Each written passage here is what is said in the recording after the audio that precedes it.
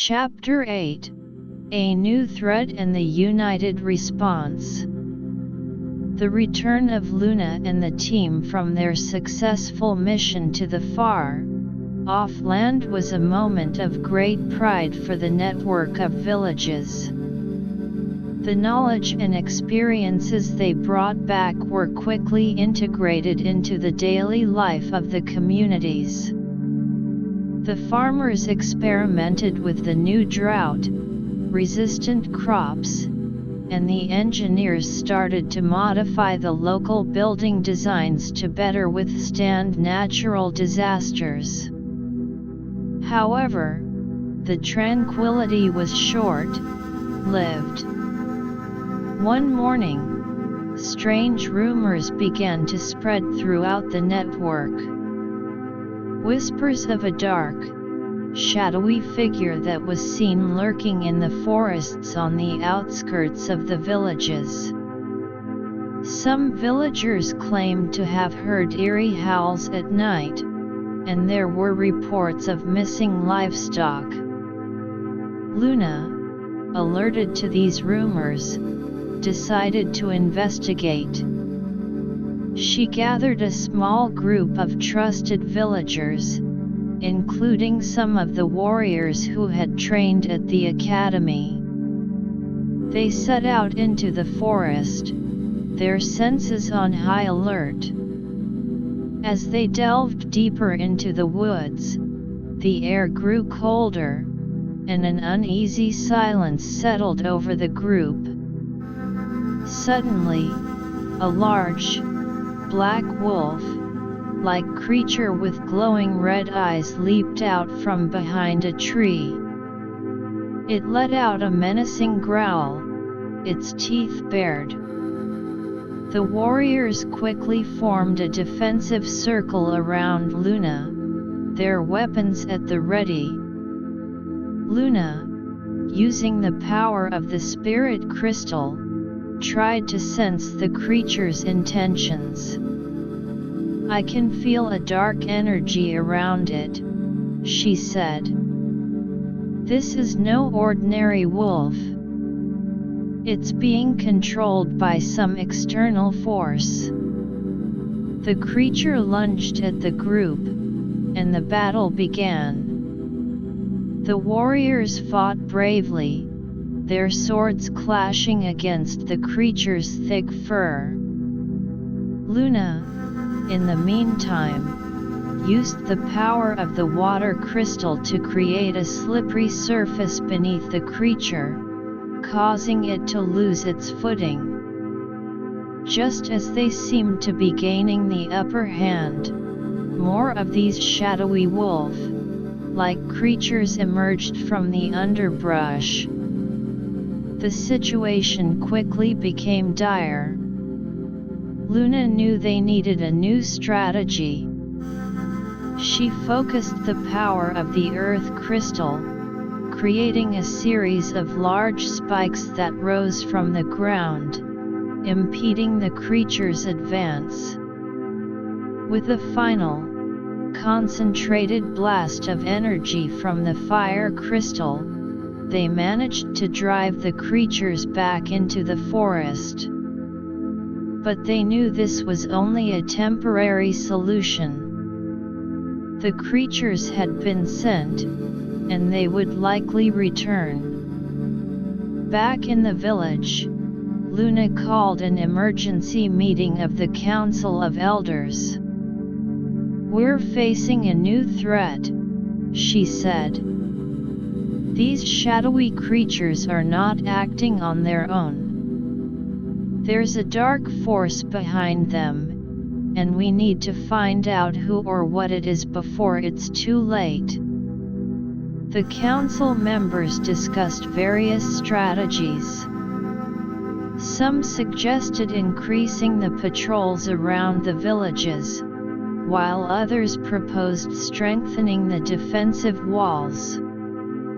Luna, however, believed they needed to take a more proactive approach. "I think we should try to track these creatures back to their source," she said. Find out who's controlling them and put an end to this threat once and for all. The council agreed, and a plan was formed. A larger group of warriors, along with some magic users, was assembled. They were to follow the creature's trail and discover the origin of the dark force. Luna led the group back into the forest. This time, they were better prepared. They had brought supplies for a longer journey and more powerful magical artifacts. As they followed the trail of the creatures, they noticed that the forest around them was changing. The trees seemed to be withering, and a strange, black mist was starting to seep through the underbrush. After hours of tracking, they came across a large, ancient temple hidden deep within the forest. The temple was in ruins, but there was a strange, pulsating energy coming from within. The group cautiously entered the temple. Inside, they found a large, circular chamber. In the center of the chamber, there was a dark, obsidian altar.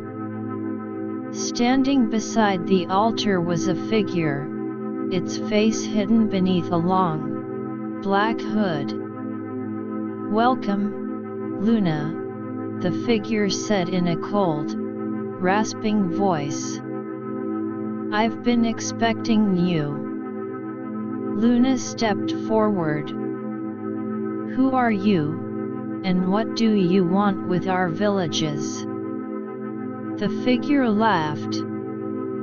"I am Mortis, and I seek to disrupt the false sense of peace you've created. Your network of villages is an abomination, a sign of unity that must be destroyed." Mortis raised his hands, and the shadowy wolf, like creatures that they had encountered earlier, emerged from the shadows of the temple. The battle that ensued was fierce. The warriors fought valiantly against the creatures, while the magic users, including Luna, engaged Mortis directly. Luna used the power of the crystals to counter Mortis' dark magic. The light from her crystals clashed with the dark energy that Mortis was emitting. The earth crystal was used to create barriers to protect the warriors from the creatures, while the air crystal was employed to create strong gusts of wind that pushed Mortis back. But Mortis was a powerful foe. He used his dark magic to create illusions, confusing the warriors and the magic users. Some of the warriors found themselves fighting against phantoms, while others were distracted by false visions of their loved ones in danger. Luna knew they had to break through Mortis' illusions. She focused all her energy on the spirit crystal. The crystal glowed with an intense, white light, cutting through the darkness and dispelling the illusions. The warriors, now free from the false visions, redoubled their efforts. With a final, combined attack, Luna and the magic users launched a powerful blast of energy at Mortis. The blast hit him, and he let out a scream of rage. The shadowy creatures, now free from his control, fled into the forest. Mortis, weakened but not defeated, looked at Luna. "This is not over, Luna. You may have won this battle, but I will return, and I will destroy your precious network." With that, he disappeared in a puff of black smoke. Luna and the group knew they had not completely eradicated the threat, but they had bought themselves some time. Back in the villages, they reported their findings to the Council of Elders. The council decided that they needed to strengthen their defenses even further. They increased the training at the academy, focusing on combat against dark magic and illusions.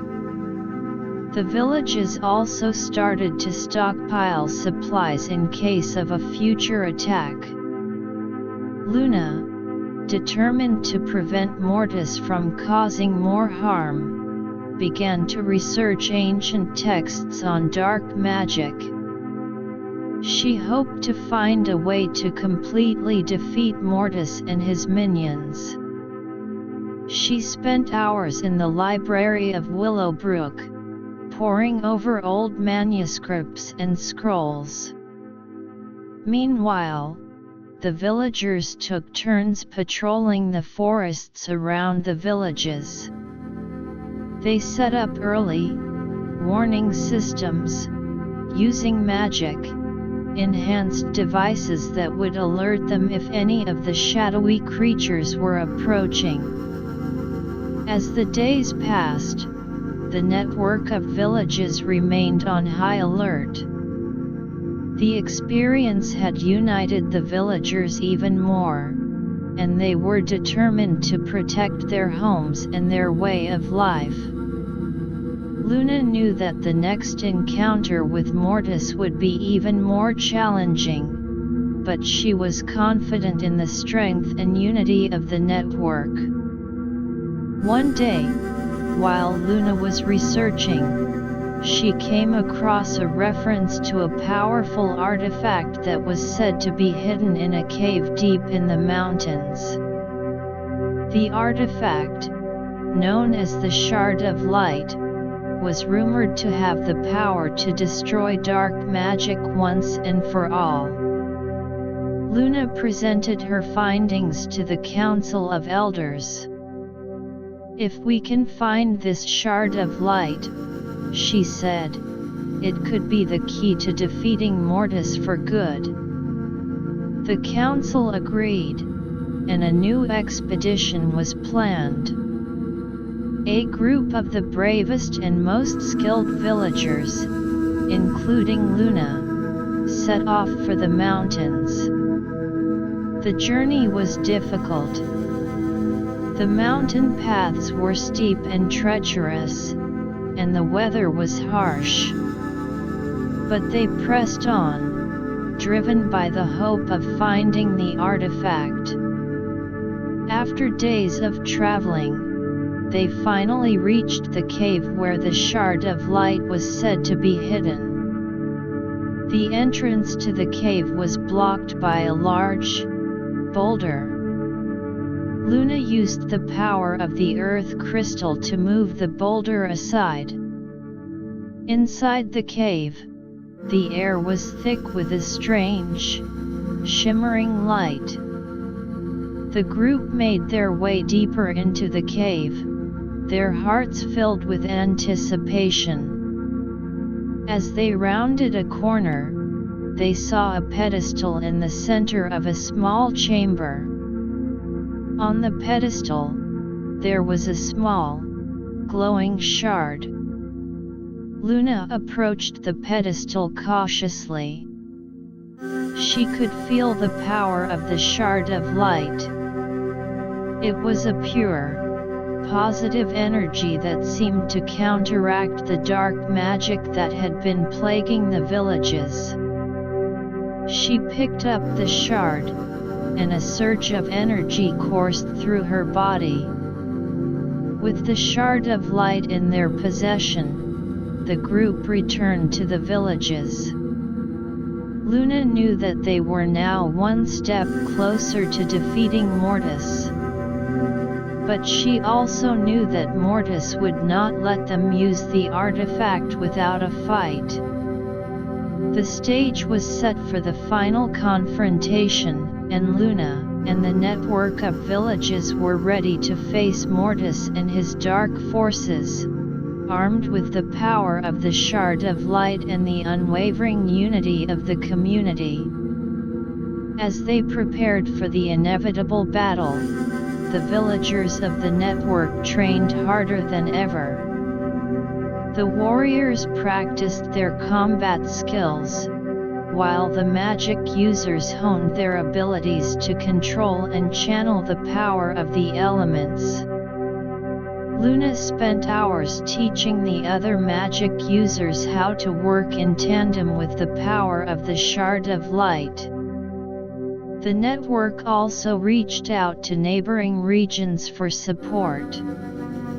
Messengers were sent to other villages and towns, warning them of the threat posed by Mortis and asking for their assistance. Many of the neighboring communities, impressed by the network's efforts to maintain peace and unity, agreed to send reinforcements.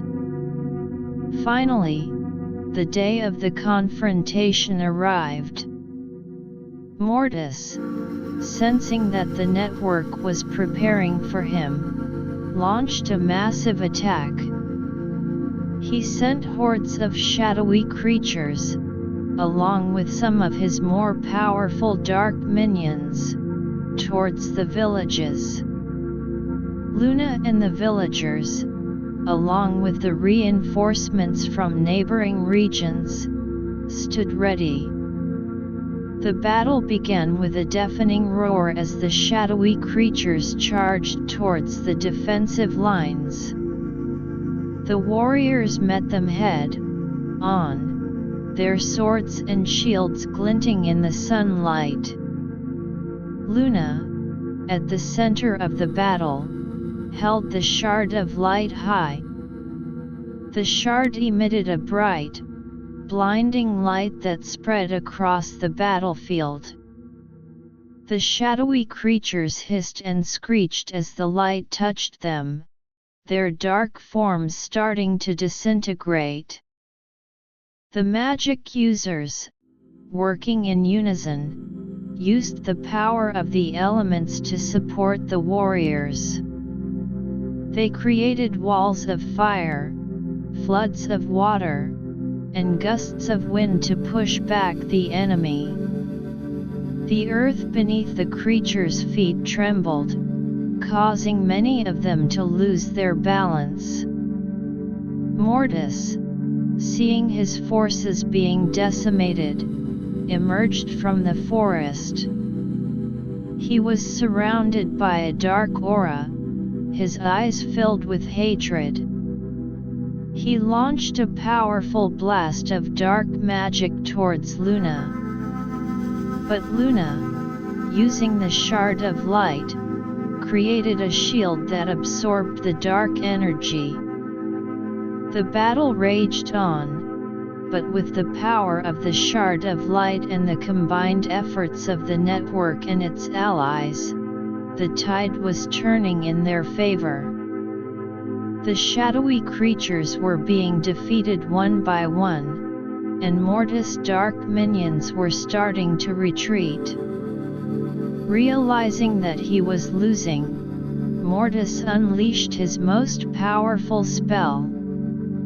A massive, dark cloud formed above the battlefield, threatening to engulf everything in its path.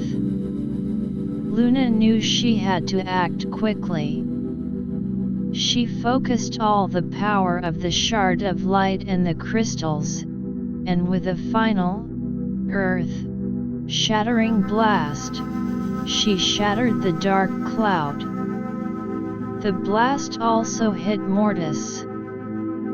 He let out a final, agonized scream as his dark magic was destroyed. With a flash of light, Mortis disappeared, leaving behind only a faint trace of his dark energy.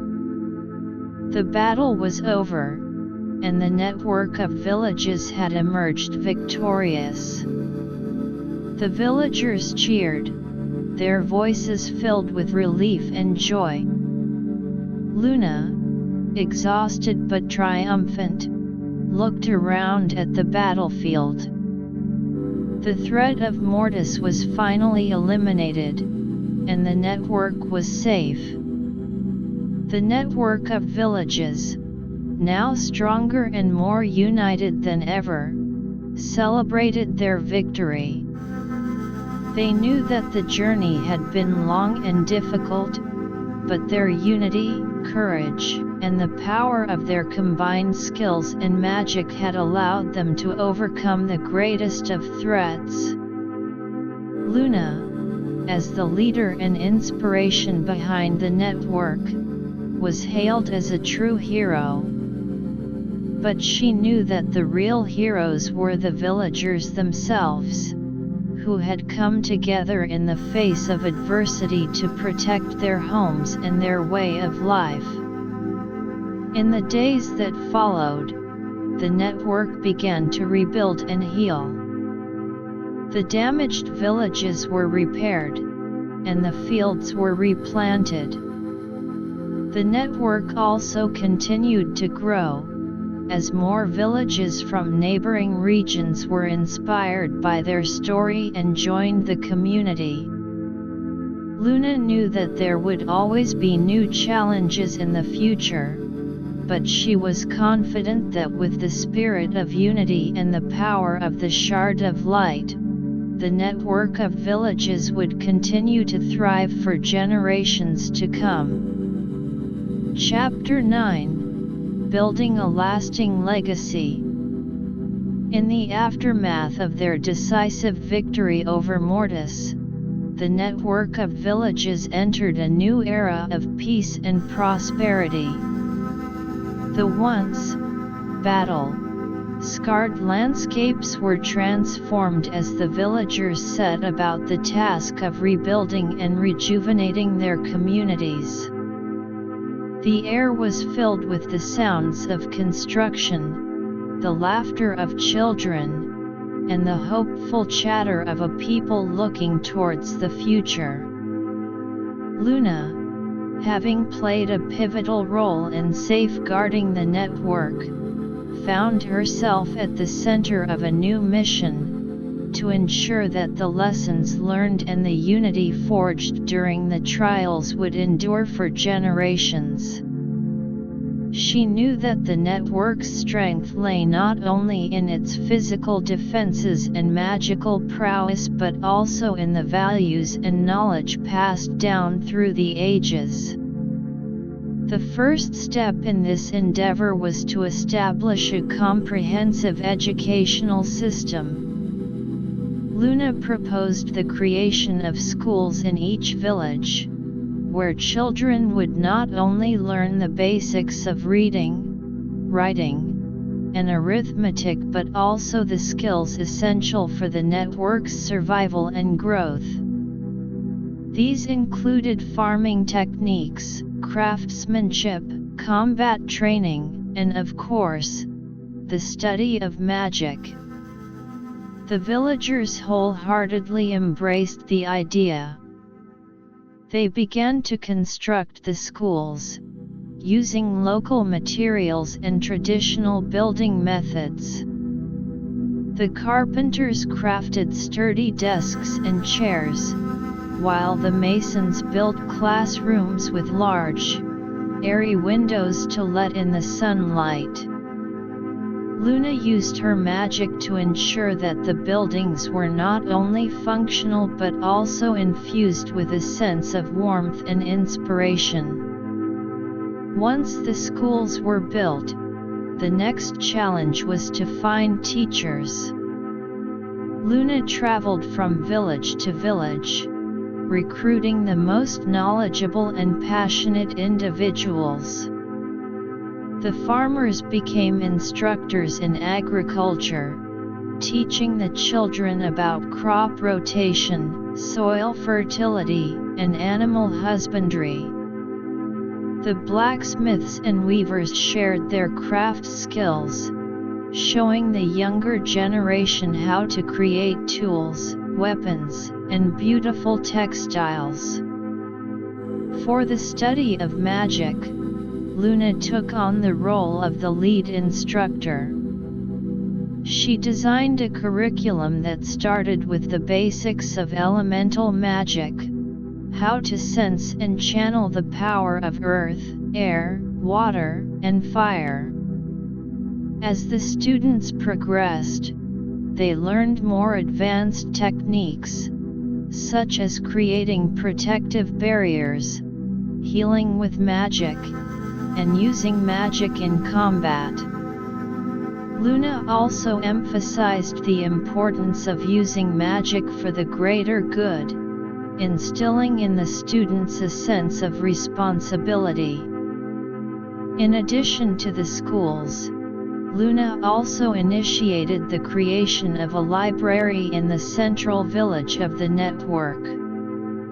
This library would house a collection of ancient texts, scrolls, and manuscripts on various subjects, including magic, history, and science. Villagers were encouraged to contribute their own writings, creating a living repository of knowledge. Luna spent countless hours scouring the region for rare books and scrolls. She visited old ruins, ancient monasteries, and the libraries of neighboring kingdoms. Each new addition to the library was carefully catalogued and preserved. The library soon became a hub of learning, attracting scholars and students from all over the network. As the educational system took shape, Luna also focused on strengthening the economic ties within the network. She organized regular trade fairs, where villagers from different communities could come together to exchange goods and services. These fairs not only promoted economic growth but also enhanced the sense of community and cooperation. The farmers brought their fresh produce, the artisans displayed their handicrafts, and the merchants traded in spices, textiles, and other valuable items. Luna used her influence to establish fair trade practices, ensuring that all parties benefited from the exchanges. She also encouraged the development of new industries within the network, such as pottery, making, glass, blowing, and wood carving. To further enhance the network's security, Luna proposed the establishment of a standing army. This army would be made up of volunteers from each village, trained in the art of combat at the academy. They would be responsible for patrolling the borders of the network, protecting the villages from any external threats, and responding quickly in case of emergencies. The training for the standing army was rigorous. The recruits learned sword, fighting, archery, and hand-to-hand combat. They also studied battle strategies and the use of magic in warfare. Luna and the other experienced warriors from the network's previous battles supervised the training, ensuring that the soldiers were well prepared for any situation. As the years passed, the network of villages flourished. The schools produced a new generation of skilled and knowledgeable individuals, ready to take on the challenges of the future. The library became a renowned center of learning, attracting scholars from far-off lands. The trade fairs continued to grow in scale, and the standing army provided a sense of security and stability. One day, a young girl named Ilara, who had grown up in the network and studied magic under Luna, came to her with an idea. "Luna," she said, her eyes bright with enthusiasm, "I think we should start a tradition of an annual festival to celebrate our network, our unity, and all that we've accomplished." Luna was immediately taken with the idea. "That's a wonderful thought, Ilara. It would be a great way to bring the villagers together, to remember our past, and to look forward to the future." And so, the first annual Festival of Unity was planned. The festival was held in the central village of the network, with villagers from all corners coming together. There were parades, with colorful floats representing the different villages and their unique cultures. There were music and dance performances, showcasing the talents of the villagers. The festival also included competitions in various fields, such as farming, craftsmanship, and magic. The farmers displayed their best grown crops, the artisans showed off their latest creations, and the magic users demonstrated their skills in a friendly competition. As the sun set on the day of the festival, the villagers gathered around a large bonfire. Luna stood up and addressed the crowd. "Today, we celebrate not just our achievements but also the spirit of unity that has made them possible. We've overcome great challenges together, and we've built a network that is a beacon of hope and cooperation. Let this festival be a reminder of our strength, our resilience, and our commitment to each other." The villagers cheered in agreement, their faces illuminated by the glow of the bonfire.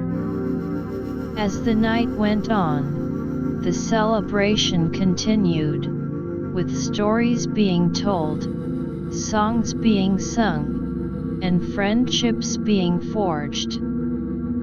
However, Luna knew that there was still work to be done. She received news from a neighboring region that was facing a different kind of threat, a political unrest that was causing instability and suffering among the people. The leaders of the region were engaged in a power struggle, and the common people were caught in the crossfire. Luna decided that the network of villages, with its values of unity and cooperation, could offer a solution. She gathered a delegation of the network's wisest elders and most diplomatic individuals. They traveled to the troubled region to meet with the warring parties. When they arrived, they found the region in chaos. The cities were in ruins, and the people were living in fear. Luna and her delegation met with the leaders of the different factions. They listened to their grievances and concerns, and then Luna proposed a solution. "We've faced our own challenges in the network," she said. "But through unity, communication, and a shared vision, we've overcome them. You can do the same. Establish a council, where representatives from each faction can come together to discuss and make decisions for the greater good of the region. The leaders were initially skeptical, but as Luna and the delegation shared the story of the network's journey, they began to see the potential. After much discussion and negotiation, the leaders agreed to form a council. Luna and her delegation stayed in the region for a while, helping to set up the council and establish the rules and procedures for its operation. As they prepared to leave, Luna knew that this was just the beginning for the troubled region.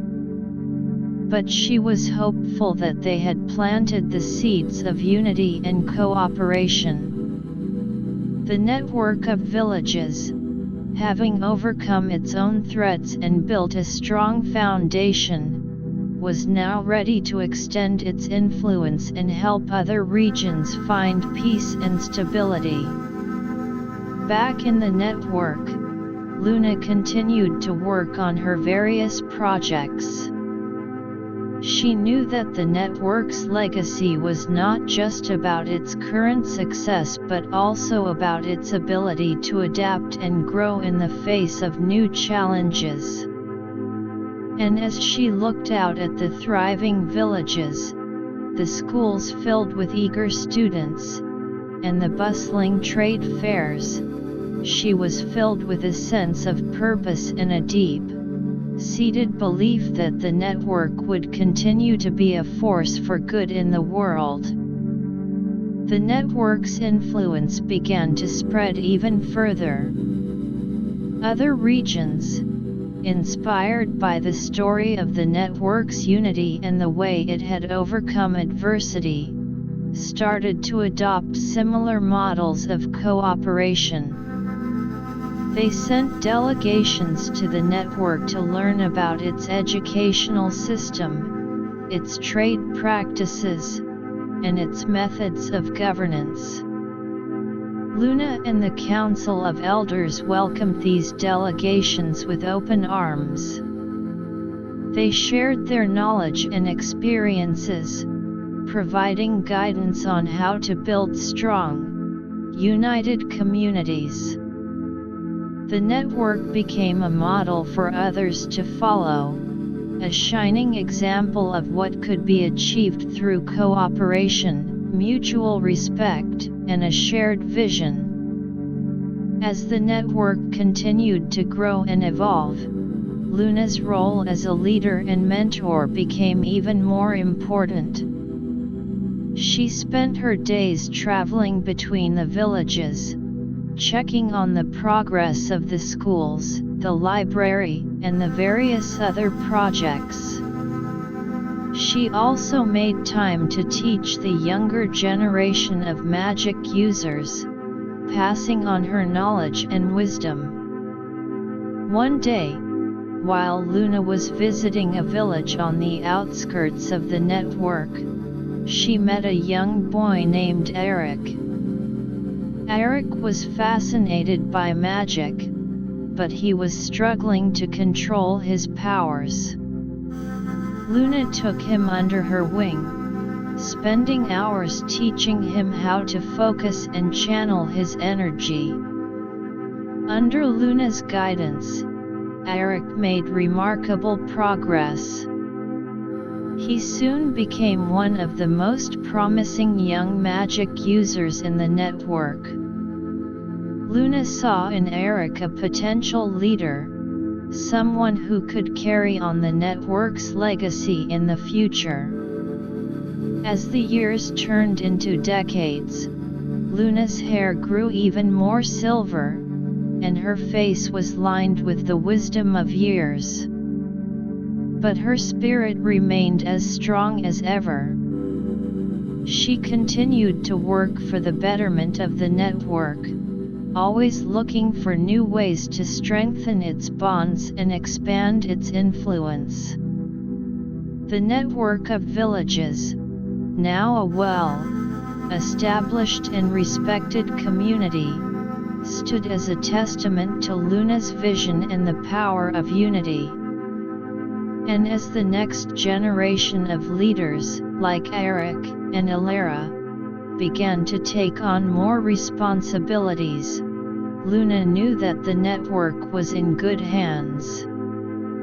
The legacy she had helped to build would continue to thrive, bringing hope, prosperity, and unity to the world for many years to come. Chapter 10: The network's reach expands and unforeseen challenges arise. As the network of villages continued to thrive under Luna's guidance and the leadership of the new generation, its influence began to extend far beyond the immediate region. Word of the network's success in building a harmonious, self-sufficient community spread like wildfire, reaching the ears of distant kingdoms, isolated tribes, and even the denizens of the mysterious realms that bordered the known world. Villages and towns from across the land, inspired by the tales of unity and cooperation, sent emissaries to learn from the network.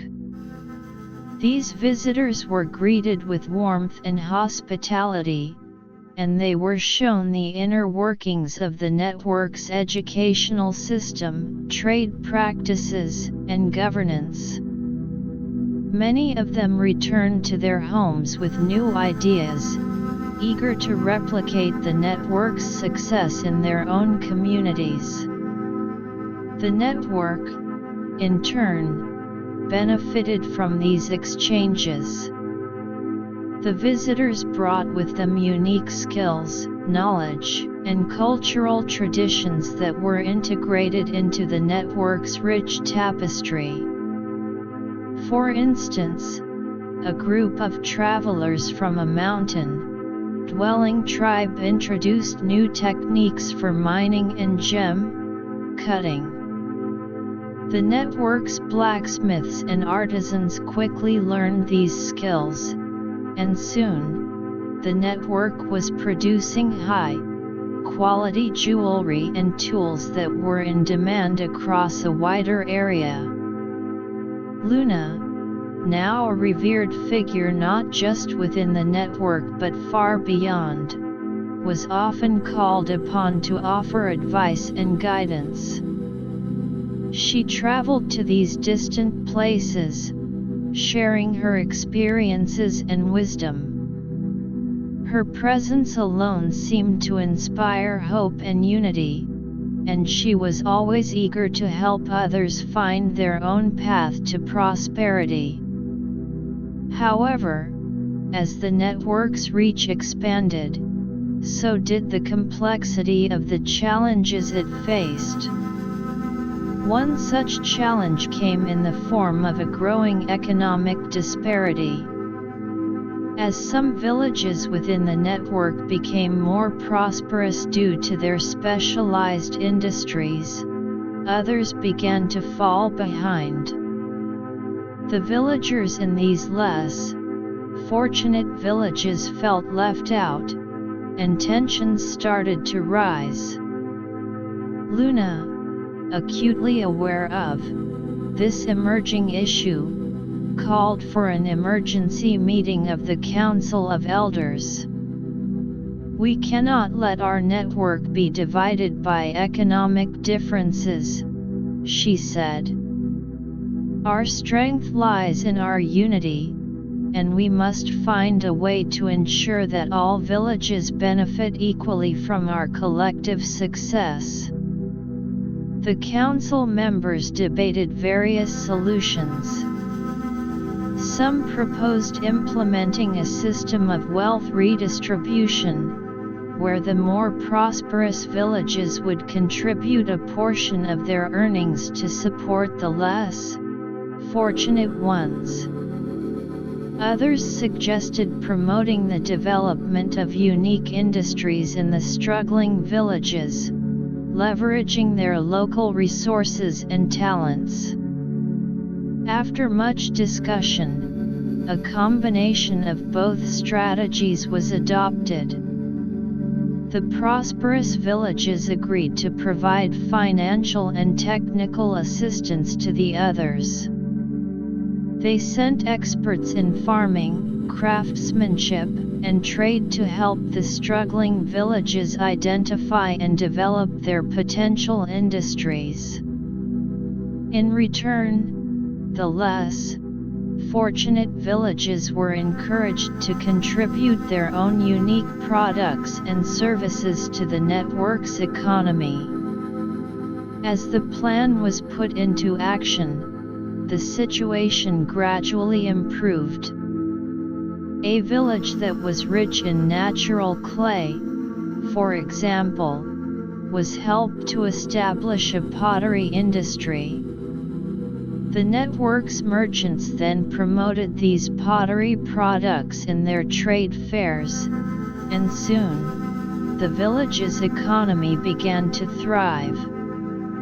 Another challenge emerged when a neighboring kingdom, which had long been isolationist, became increasingly hostile towards the network. The king of this kingdom, fearing the growing influence of the network, saw it as a threat to his own power. He imposed trade embargoes on the network, cutting off access to important resources such as rare metals and spices. The network, however, was not easily deterred. Luna and the Council of Elders decided to explore alternative trade routes and sources of supply. They sent expeditions to other regions, establishing new trade relations with friendly kingdoms and tribes. The network's merchants also began to look for ways to produce locally the goods that were previously imported from the hostile kingdom. In addition to the economic pressure, the kingdom also spread false rumors about the network, trying to turn other regions against it. But the network's reputation for honesty, cooperation, and good deeds preceded it. The neighboring regions, having seen the network's positive impact, refused to believe the rumors.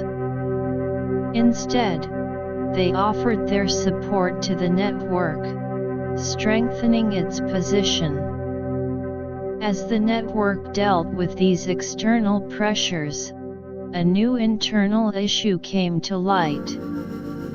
The standing army, which had been established to protect the network, was facing a shortage of resources. The cost of training, equipping, and maintaining the army was becoming a burden on the network's finances. Luna and the Council of Elders had to find a solution. They decided to restructure the army, making it more efficient and cost-effective. Some of the soldiers were trained in multiple skills, such as farming and craftsmanship, so that they could contribute to the network's economy during peacetime. The network also started to develop new, more affordable methods of producing weapons and armor, using local materials and innovative techniques. Amidst these challenges, a young scholar in the network's library made a remarkable discovery. While researching ancient texts on magic, he found references to a long, forgotten magical ritual. This ritual, if performed correctly, was said to have the power to enhance the natural defenses of the network. Luna, intrigued by the discovery, gathered a group of the most knowledgeable magic users in the network. They spent days studying the ancient texts, deciphering the complex incantations, and preparing the necessary ingredients for the ritual. When everything was ready, the magic users, led by Luna, gathered at a sacred site in the center of the network. As the sun reached its zenith, they began to perform the ritual. The air crackled with energy as they chanted the ancient words. The ground beneath their feet trembled, and a bright, shimmering light enveloped the network. As the ritual came to an end, the magic users could feel that the network's natural defenses had been strengthened. The forests around the network seemed to come alive with a new energy, and the rivers that flowed through the villages carried a sense of protection. The network was now better equipped to face any external threats, whether they came from the hostile kingdom or other unknown sources. During this time, Luna also focused on the next generation of leaders. She continued to mentor Eric and Alara, as well as other young individuals with leadership potential. She taught them not only about magic and the practical aspects of running the network but also about the importance of compassion, integrity, and vision. One day, Eric came to Luna with a bold idea. "Luna," he said, his eyes filled with excitement, "I think we should start a cultural exchange program with other regions. We could send our artists, musicians, and storytellers to other places, and in return, invite theirs to the network. This would not only strengthen our relations with other communities but also enrich our own culture." Luna was delighted by the idea. "Eric, that's a wonderful concept. It aligns perfectly with our values of unity and cooperation. Let's start planning it right away." And so, the Cultural Exchange Program was born. The first group of artists and musicians from the network set off on their journey to a nearby kingdom. They performed in the kingdom's cities, sharing the network's unique music, dance, and art forms. The people of the kingdom were captivated by the performances, and it helped to improve relations between the two regions. In return, a group of poets, painters, and dancers from the kingdom visited the network. They held workshops and exhibitions in the network's villages, introducing new artistic styles and forms of expression. The cultural exchange was a resounding success, further enhancing the network's standing and influence. As the network continued to face and overcome these challenges, Luna reflected on its journey. From a small group of villages united against a common threat, it had grown into a vast community that was a beacon of hope and progress. She knew that there would always be new obstacles, but with the strength of its people, the wisdom of its leaders, and the power of unity, the network was well positioned to face whatever the future held.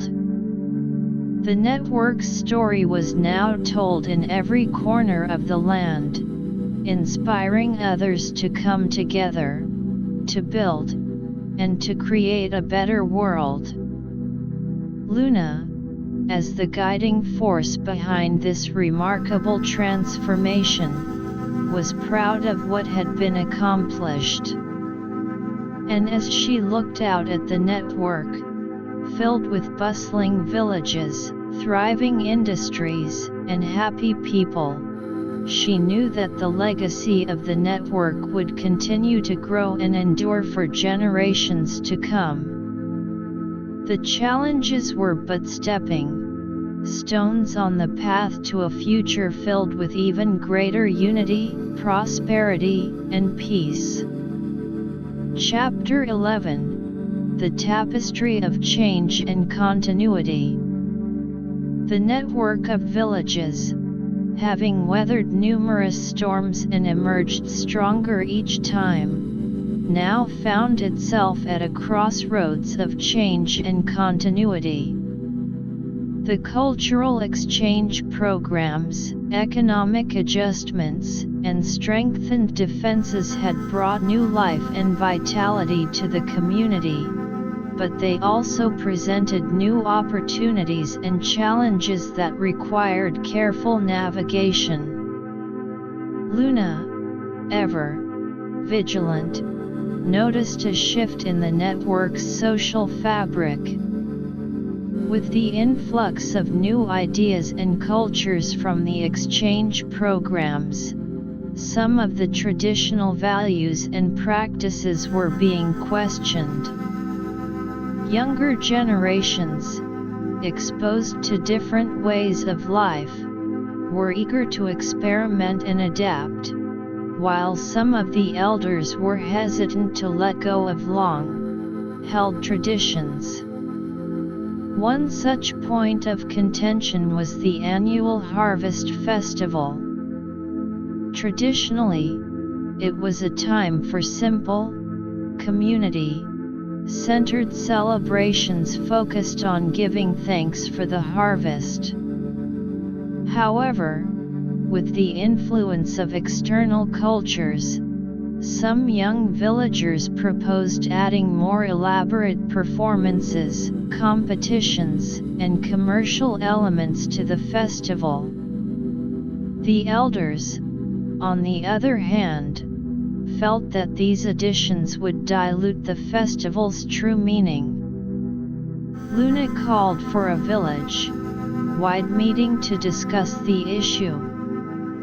The villagers gathered in the central square of the largest village, their faces reflecting a mix of opinions.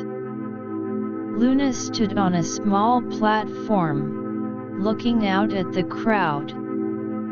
"Our traditions are the roots that ground us," she began.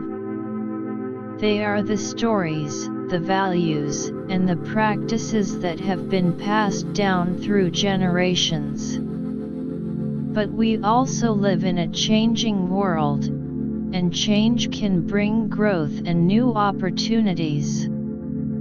She then invited both the young villagers and the elders to share their thoughts.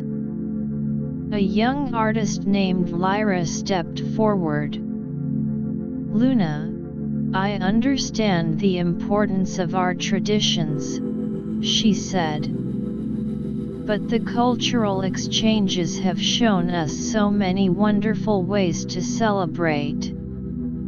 Adding some new elements to the Harvest Festival could make it more exciting and attract more people, not just from our network but from other regions as well."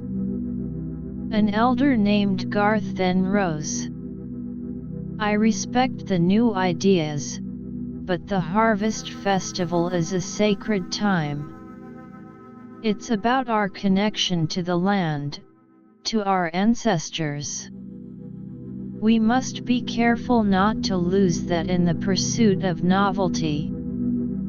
The discussion continued for hours, with villagers sharing their perspectives. Luna listened intently, understanding the concerns of both sides.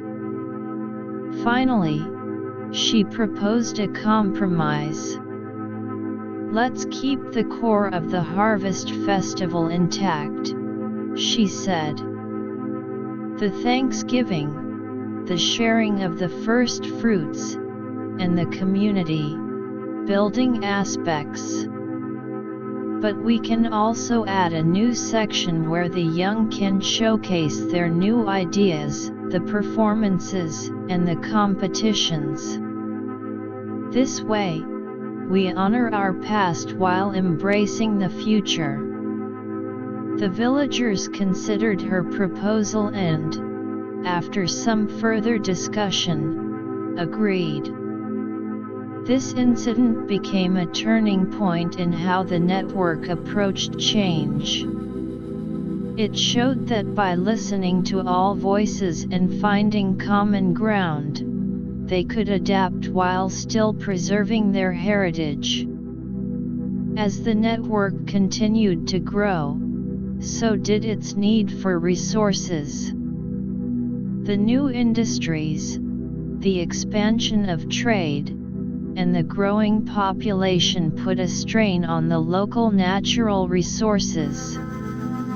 The forests were being logged at a faster rate, and the rivers were starting to show signs of pollution from the increased industrial activities. Luna, along with a group of environmental-minded villagers, decided to address these issues.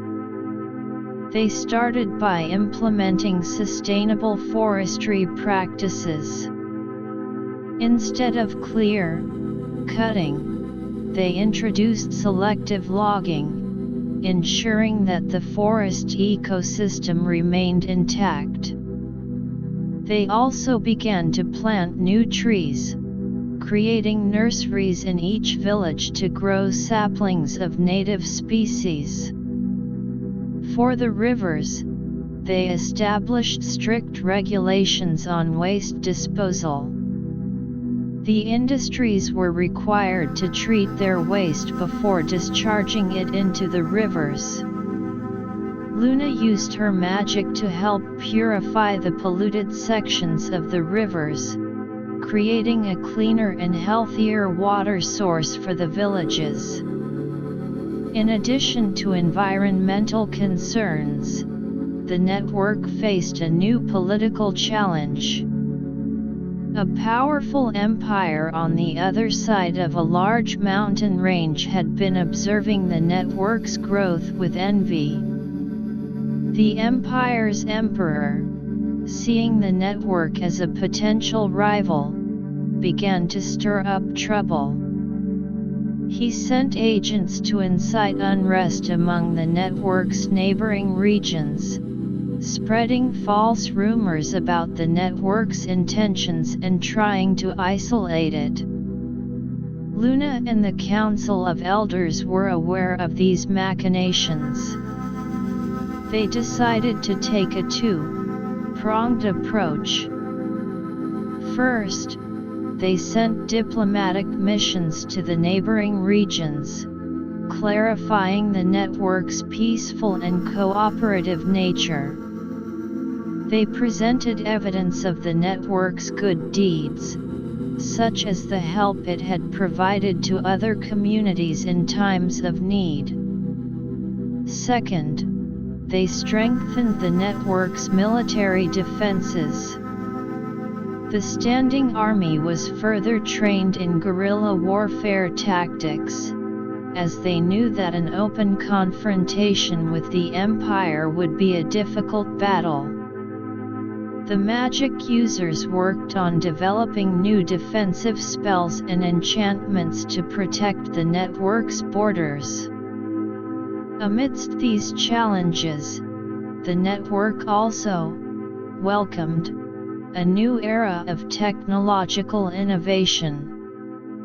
A young inventor in one of the villages had been experimenting with a new type of windmill design. His windmill was more efficient, able to generate more power even in low wind conditions. This innovation had the potential to revolutionize the network's energy production. Luna and the Council of Elders recognized the significance of this invention. They provided the inventor with the resources and support he needed to build more windmills. Soon, windmills were being erected across the network, providing a clean and renewable source of energy for the villages. The extra energy was used to power new industries, such as small-scale manufacturing and advanced agricultural equipment. As the network adapted to these various changes, Luna continued to mentor the next generation. Eric, now a young man, had shown great promise in leadership. He was actively involved in the network's economic development, working on new trade agreements and promoting the network's products in distant markets. Ilera, on the other hand, had become a master of magic. She was teaching at the magic school, passing on Luna's teachings to a new generation of magic users. She also used her magic to help with the environmental restoration projects, creating spells to encourage plant growth and purify the air. One day, a group of travelers from a distant land arrived in the network. They were fleeing from a great disaster that had befallen their home, a powerful earthquake that had destroyed their cities and left their people homeless. Luna and the network's villagers immediately opened their hearts and homes to these refugees. The network's resources were mobilized to provide food, shelter, and medical care for the refugees. The farmers donated a portion of their harvest, the artisans built temporary shelters, and the healers treated the injured. Luna used her magic to help with the recovery efforts, soothing the pain of the injured and providing comfort to the traumatized. As the refugees settled into the network, they brought with them their own unique skills and knowledge. Some were expert weavers, others were skilled in the art of metal working. The network welcomed these new skills, integrating them into its own economic and cultural fabric. The refugees, in turn, were inspired by the network's sense of community and cooperation. They began to participate actively in the network's activities, contributing to its growth. This influx of new people and ideas further enriched the network, making it more diverse and resilient. Luna, looking at the network's response to the arrival of the refugees, was filled with pride. The network had once again shown its true character, a community that was not only capable of facing its own challenges but also willing to extend a helping hand to those in need. As the network continued to evolve, Luna knew that the future would bring more change. But she was confident in the network's ability to adapt. The lessons learned from past challenges, the strength of its people, and the spirit of unity would guide it through whatever lay ahead. The network was no longer just a collection of villages, it was a living, breathing entity, a testament to the power of cooperation, innovation, and the human spirit.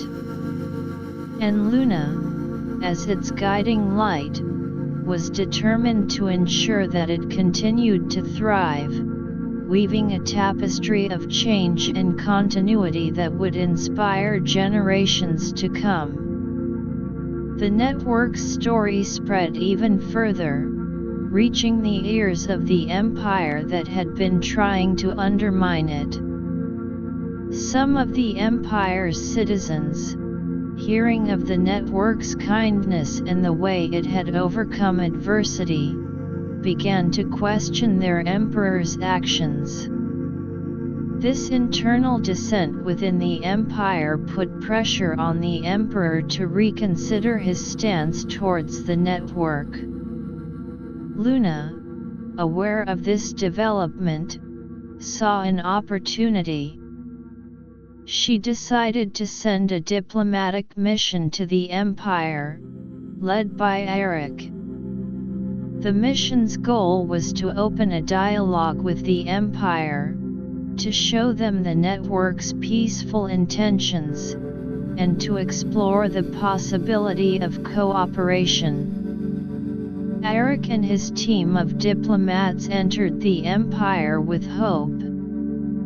They met with the emperor and presented the network's case. They showed how the network had brought prosperity and unity to its region, and how it could be a valuable ally to the empire.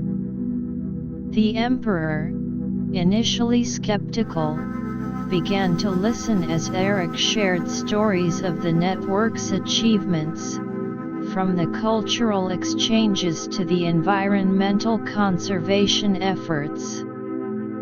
As the meeting progressed, the emperor realized that the network was not a threat but an opportunity. He agreed to a truce and opened the door for future cooperation. This was a major victory for the network, not only in terms of security but also in terms of its long-term influence. Back in the network, the news of the successful diplomatic mission was met with celebration.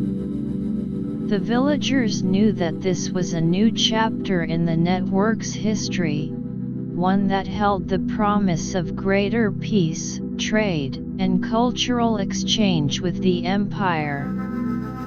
Luna, watching the celebrations, knew that the network had once again overcome a significant challenge, and she looked forward to the new opportunities that this new relationship would bring.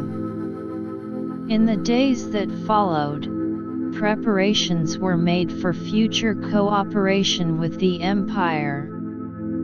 Trade agreements were negotiated, and plans were laid for cultural and technological exchanges. The network, having faced and overcome so many challenges, was now on the verge of a new era of growth and prosperity, all while remaining true to its core values of unity, compassion, and cooperation. Chapter 12: The Fruits of Cooperation and New Frontiers. The truce between the network of villages and the empire marked the beginning of a new era filled with opportunities for growth and mutual benefit. The initial diplomatic success paved the way for a series of in-depth negotiations regarding trade, cultural exchange, and technological cooperation. Eric, having led the successful diplomatic mission, was now at the forefront of these new initiatives. Trade between the network and the empire began to flourish. The network, with its diverse range of agricultural products, handicrafts, and newly developed industrial goods, found a vast market within the empire. The farmers were delighted as their produce, such as the unique, disease-resistant grains and the delicious, hand-harvested fruits, were in high demand.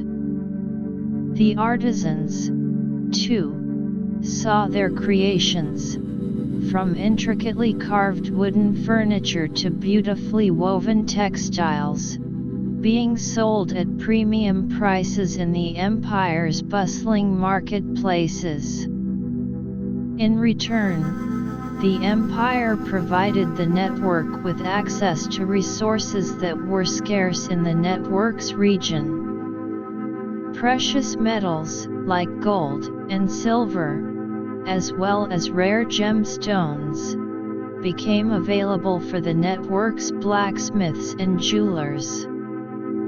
These new materials inspired a wave of innovation in the network's craftsmanship. The blacksmiths began to create more elaborate and durable weapons and tools, while the jewelers designed stunning pieces of jewelry that combined the network's traditional motifs with the empire's more opulent style. The cultural exchange programs between the two entities also expanded significantly. The network sent its musicians, dancers, and storytellers to the empire's grand cities. Their performances, filled with the simple yet powerful charm of the network's rural traditions, captivated the empire's sophisticated audiences.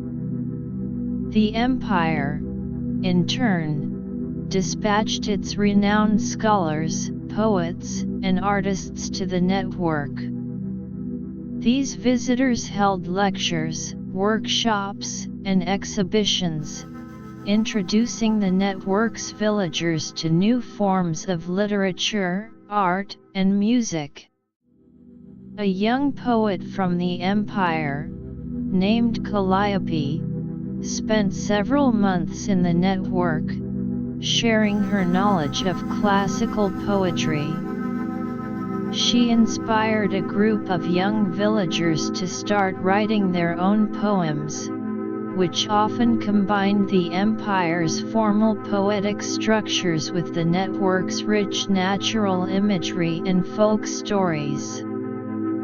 Meanwhile, a group of network musicians, after learning from the empire's master musicians, incorporated new musical instruments and melodies into their traditional tunes, creating a unique and harmonious blend of the two cultures.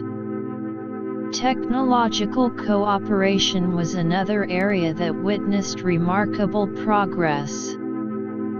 The empire, with its advanced engineering and scientific knowledge, helped the network to improve its infrastructure. Engineers from the empire assisted in building more efficient irrigation systems, which ensured a stable water supply for the network's expanding agricultural lands. They also provided guidance on constructing stronger and more earthquake-resistant buildings, a valuable lesson considering the recent earthquake that had affected the refugees' homeland. On the other hand, the network shared its expertise in sustainable living and magic-enhanced technologies. The empire was intrigued by the network's windmill technology, which provided a clean and renewable source of energy. Empire scientists and engineers worked with the network's inventors to adapt this technology for larger-scale use within the empire. Additionally, the empire's scholars were eager to study the network's magic-based healing techniques, which often combined natural remedies with magical incantations. However, not all aspects of this new-found cooperation were without challenges. As the network's trade with the empire grew, some of the local merchants in the empire felt threatened. They were accustomed to monopolies and were resistant to the influx of high, quality and competitively priced goods from the network. These merchants began to lobby the imperial government to impose trade restrictions on the network's products. Luna, Eric, and the Council of Elders were quick to respond. They sent a delegation to the imperial capital to present their case. Eric, representing the network, argued that the network's trade was beneficial not only to the network but also to the empire's consumers. The network's products provided more choices at better prices, and the increased trade was creating new jobs and economic opportunities throughout the empire.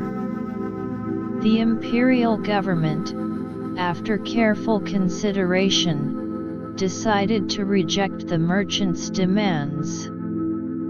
Instead, they implemented measures to ensure fair competition, which further strengthened the trade relationship between the network and the empire.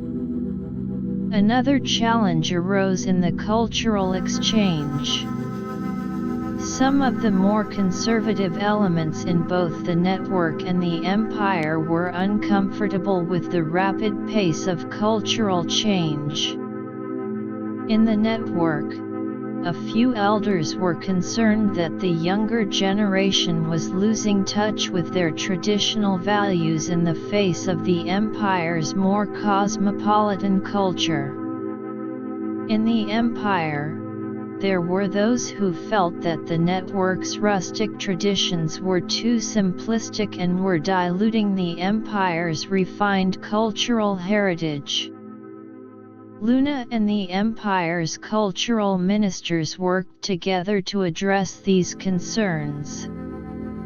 They organized cultural festivals that celebrated both the unique aspects of each culture and the new hybrid forms that were emerging. These festivals were designed to showcase the beauty and value of both traditions, encouraging mutual respect and understanding. At these festivals, villagers from the network and citizens from the empire could interact, share their stories, and appreciate the rich tapestry of cultures that was being woven. As the network continued to engage with the empire, it also looked towards other frontiers.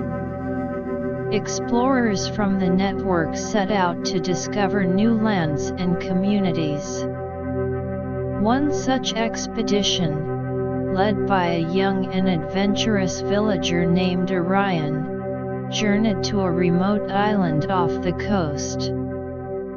The island was home to a small, isolated community with a unique culture and a deep connection to the sea.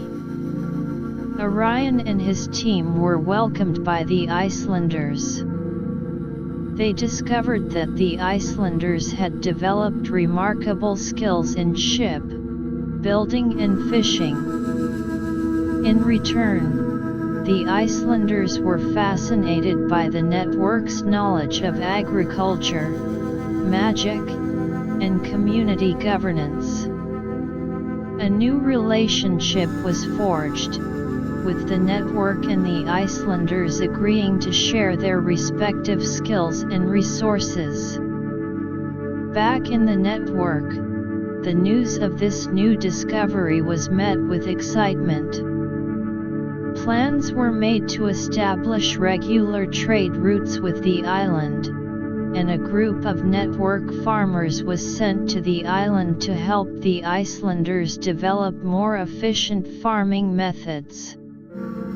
In return, the Icelanders sent their master ship builders to the network to teach them advanced techniques for constructing larger and more seaworthy vessels.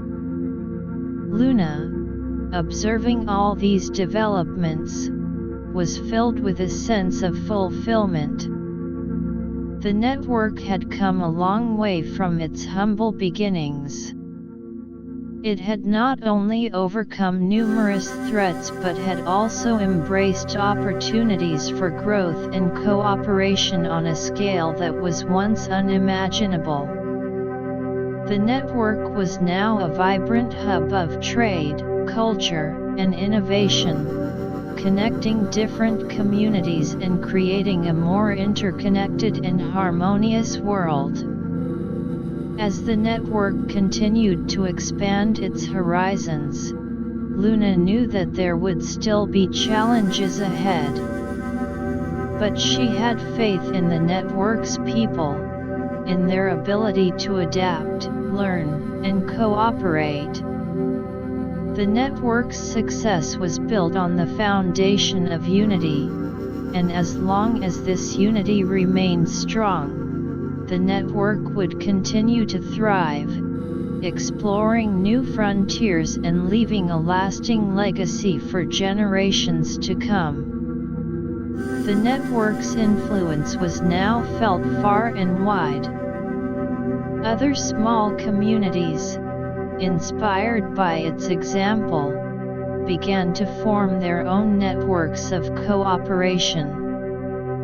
They sent emissaries to learn from the network, seeking guidance on how to build strong, self-sufficient, and inclusive communities. Luna and the Council of Elders were more than happy to share their knowledge and experiences, seeing this as an opportunity to spread the values of unity, cooperation, and mutual respect. In the network itself, the younger generation, inspired by the recent developments, was filled with a sense of purpose. They were eager to take on new challenges, to explore new ideas, and to contribute to the network's growth. Eric, now a respected leader, was grooming the next set of leaders, teaching them the importance of diplomacy, innovation, and community service. Ilera, meanwhile, was working on developing new magical techniques that could further enhance the network's sustainable living. She was researching ways to use magic to create more efficient energy sources, to purify polluted areas, and to protect the network from natural disasters. Her work was not only beneficial to the network but also had the potential to be shared with other communities, further expanding the network's influence. The network's relationship with the Empire also continued to deepen. Joint research projects were initiated in various fields, from medicine to agriculture. Imperial scholars and network researchers worked side by side, sharing their knowledge and expertise.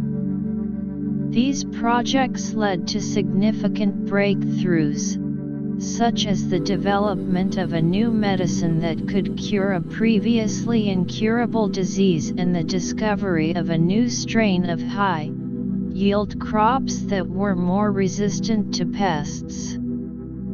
As the network looked towards the future, it faced the task of balancing its growth with the preservation of its core values. Luna, Eric, Ilera, and the Council of Elders were constantly engaged in discussions on how to ensure that the network remained true to its roots while embracing new opportunities.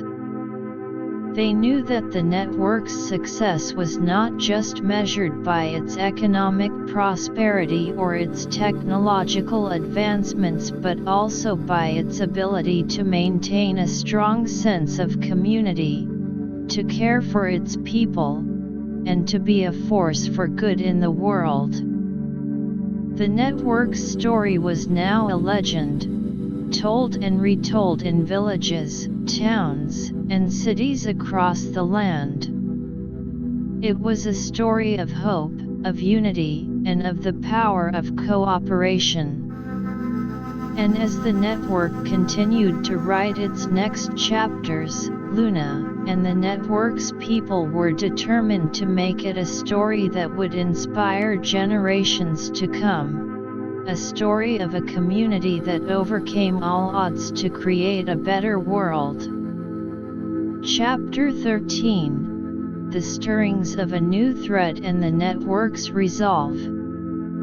The network of villages, in the midst of its flourishing cooperation with the Empire and its exploration of new frontiers, soon found itself on the cusp of a new and unexpected challenge. Rumors began to circulate from the far-flung corners of the known world, whispers of a dark and ancient power that was awakening. These rumors were initially dismissed as mere superstition by some, but as more reports trickled in, Luna and the Council of Elders could not ignore the growing sense of unease. Travelers from distant lands spoke of strange occurrences, unexplained disappearances in remote villages, a sudden blight that was destroying crops in large swathes of land, and an otherworldly darkness that seemed to be seeping into the very fabric of reality in certain areas. Luna, along with Eric and Ilera, decided to investigate these reports. They gathered a team of the most skilled magic users, scouts, and scholars from the network. The first stop on their journey was a small village on the outskirts of the Empire. The villagers there were in a state of panic. They recounted how, in the dead of night, a group of shadowy figures had emerged from the forest. These figures, they said, were not human. They were tall, with glowing red eyes, and they seemed to move with an eerie fluidity. They had snatched several villagers, and since then, a sense of dread had hung over the village. Luna used her magic to sense any lingering dark energy. She could feel a faint, malevolent presence, like a cold, slimy tendril that seemed to be reaching out from the forest. "This is no ordinary threat," she said, her voice grave. "There's an ancient and powerful magic at work here." The team followed the trail of the dark energy into the forest. As they delved deeper, the air grew colder, and the trees seemed to twist and contort into grotesque shapes. Suddenly, a group of the shadowy figures leaped out from behind the trees. They let out unearthly screeches as they charged towards the team. The magic users quickly formed a defensive circle, using their powers to create barriers of light. Eric and the scouts drew their weapons, ready to engage in close combat. Luna, at the center of the circle, focused her energy on the spirit crystal. She sent out a wave of calming energy, trying to disrupt the dark magic that was controlling the creatures. The battle was fierce. The shadowy figures were strong and relentless, but the network's team was determined. Ilera used her mastery of the elements to create gusts of wind that sent the creatures flying. The magic users, in unison, launched blasts of elemental energy, fire, water, and earth, at the attackers. After a long and hard-fought battle, they managed to drive the shadowy figures back. But they knew this was only a temporary setback. The creatures disappeared into the forest, but the dark energy remained. Luna knew they had to find the source of this dark power before it was too late. Back in the network, Luna called an emergency meeting of the Council of Elders. "We're facing a threat that could potentially destroy everything we've built," she said. "This dark power is spreading, and we need to act quickly." The council members discussed various strategies. Some suggested strengthening the network's defenses, building more fortified walls around the villages, and increasing the patrols.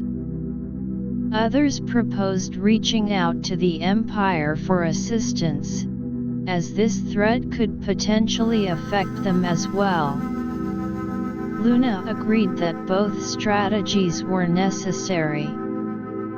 The network immediately began to fortify its defenses. The blacksmiths worked overtime to create more weapons and armor. The carpenters and masons started building higher and stronger walls around the villages. The magic users were tasked with enchanting these defenses, imbuing them with protective spells. At the same time, Eric was sent to the Empire to seek an alliance against this new threat. He met with the Emperor and presented the evidence of the growing danger. The Emperor, recognizing the gravity of the situation, agreed to form an alliance. The Empire would send its own military forces and magic-wielding scholars to join the network in the fight against the dark power. As the alliance was formed, the network and the Empire's forces began to coordinate their efforts.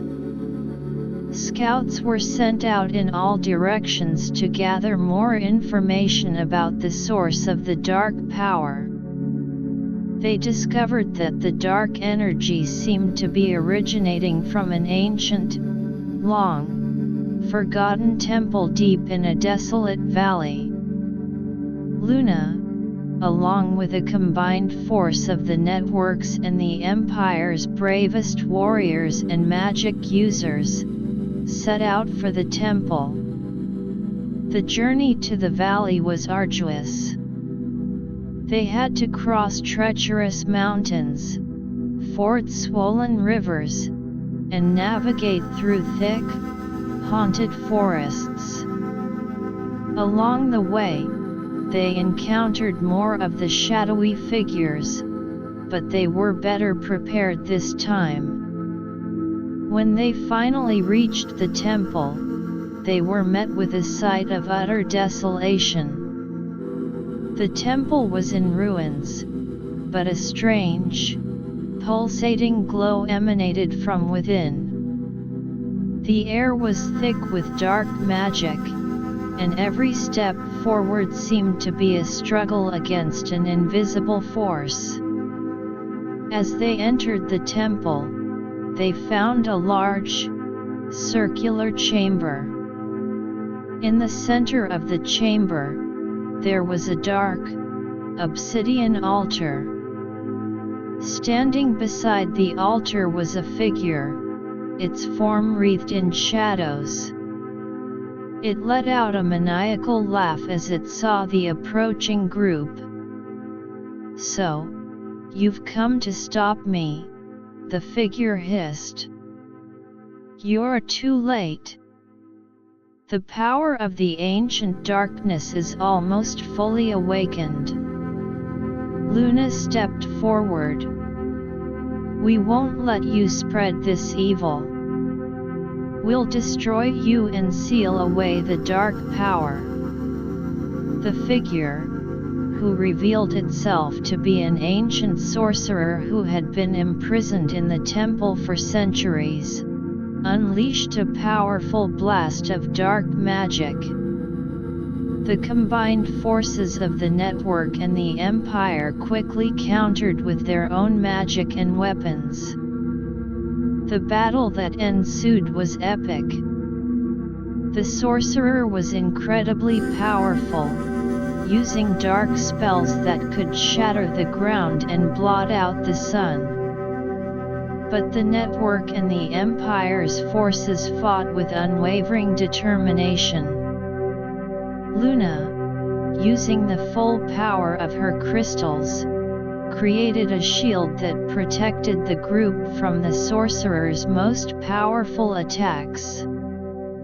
Ilera, with her deep knowledge of magic, found a way to disrupt the sorcerer's dark incantations. She used a complex spell that combined the elements of light and sound to break through the sorcerer's defenses. Eric and the warriors charged forward, their weapons glinting in the dim light of the temple. Just as it seemed that the sorcerer was gaining the upper hand, Luna had an idea. She remembered an ancient legend she had read in the network's library about a powerful artifact that could neutralize dark magic. She quickly communicated her plan to the others. The magic users, working together, created a distraction for the sorcerer. Eric and a group of brave warriors made their way to a hidden chamber within the temple, where, according to the legend, the artifact was hidden. They fought through hordes of shadowy guardians and finally found the artifact, a small, golden amulet that glowed with a pure, white light. Eric rushed back to the main chamber and handed the amulet to Luna. She held the amulet high, channeling the power of the spirit crystal and the amulet together. A blinding flash of light filled the temple, and the sorcerer let out a scream of agony. The dark power that had been building up was slowly dispelled, and the sorcerer was weakened. With a final, combined attack, the network and the Empire's forces managed to defeat the sorcerer. The dark magic that had been threatening the land was sealed away once again, and the temple was purified. The victory was hard-won, but it strengthened the bond between the network and the Empire. The network, once again, had faced a great threat and emerged victorious. Luna knew that this was not the end of challenges, but with the unity of the network and the support of its allies, she was confident that they could face whatever came their way. Back in the network, the news of the victory was met with celebrations. The villagers, who had been living in fear, now felt a sense of relief and pride. The network had shown that it was not only a community of growth and cooperation but also a force to be reckoned with in the face of evil. The network's relationship with the Empire deepened further after the battle. The two entities decided to establish a joint research institute to study dark magic and ways to prevent its resurgence. The institute would be staffed by scholars and magic users from both the network and the Empire, working together to unlock the secrets of ancient magic and develop counter-measures. As the network continued to recover from the battle, Luna, Eric, and Alara focused on the future. They knew that the network had to be better prepared for any future threats.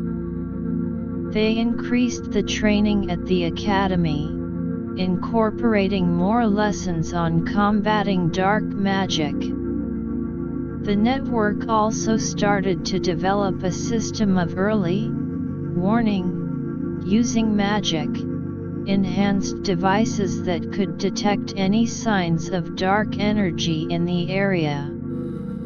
The network's story of victory over the dark sorcerer spread far and wide, inspiring other communities to stand up against evil and to form alliances.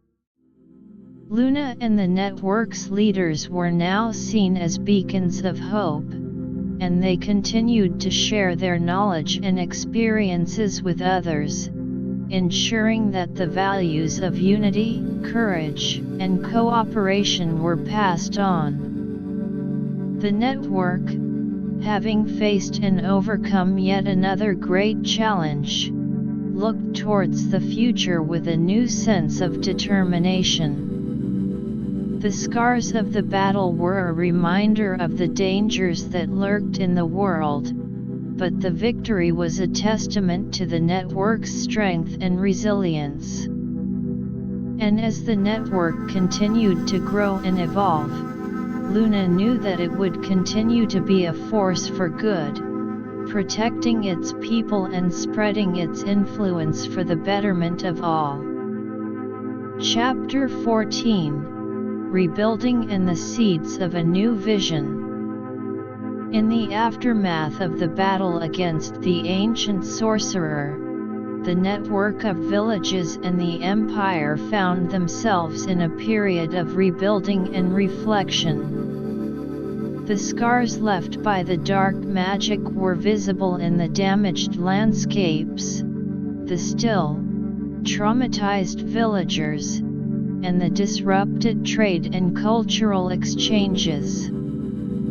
However, the victory had also strengthened the bond between the two entities, creating a shared determination to prevent such threats from emerging again.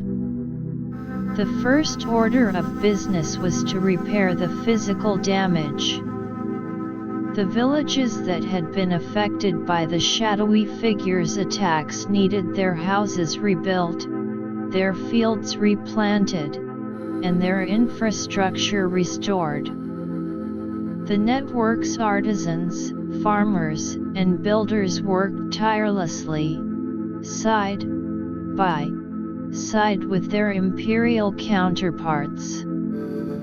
The empire provided resources such as lumber, stone, and skilled laborers, while the network contributed its knowledge of sustainable building practices and magic-enhanced construction techniques. Luna, as always, was at the forefront of the rebuilding efforts. She used her magic to help purify the land that had been tainted by dark energy. With the power of the earth crystal, she restored the fertility of the soil, ensuring that the crops would grow strong and healthy once again. The water crystal was employed to clean the polluted water sources, making them safe for drinking and irrigation. As the rebuilding progressed, the network also focused on the emotional and psychological well-being of its people. The experience of facing the dark sorcerer had left many villagers shaken. Eric, with the help of a team of counselors from the network and the empire, organized support groups. These groups provided a safe space for the villagers to share their experiences, fears, and hopes. Through these sessions, the villagers were able to heal, regain their confidence, and start looking towards the future with renewed optimism. Ilera, meanwhile, dedicated herself to strengthening the network's magical defenses. She led a team of magic users in developing new spells and enchantments. They created a series of protective barriers around the network, which were designed to detect and repel any dark magic that tried to enter. These barriers were not only powerful but also adaptable, able to change and strengthen in response to different types of threats. In addition to the physical and emotional rebuilding, the network and the Empire also worked on revitalizing their trade and cultural exchanges. The disruptions caused by the Dark Sorcerer had led to a decline in trade, and some of the cultural exchange programs had been put on hold. However, with the threat eliminated, both sides were eager to resume and expand these activities. New trade routes were established, connecting more remote parts of the network and the Empire. The merchants, emboldened by the new opportunities, began to explore new markets and products. The network's unique handicrafts, such as the hand-painted pottery and the intricately embroidered textiles, once again found their way into the Empire's markets. In return, the Empire's luxury goods, like fine silk and perfumes, became more accessible to the network's villagers. The cultural exchanges also flourished. The network sent more of its artists, musicians, and scholars to the Empire, and in return, the Empire dispatched its own cultural ambassadors to the network. These exchanges led to the creation of new art forms, musical compositions, and academic works that blended the best of both cultures. A new genre of music, for example, emerged, which combined the network's folk melodies with the Empire's complex musical scales. As the network and the Empire rebuilt and revitalized their relationship, Luna, Eric, and Ilera began to envision a new future.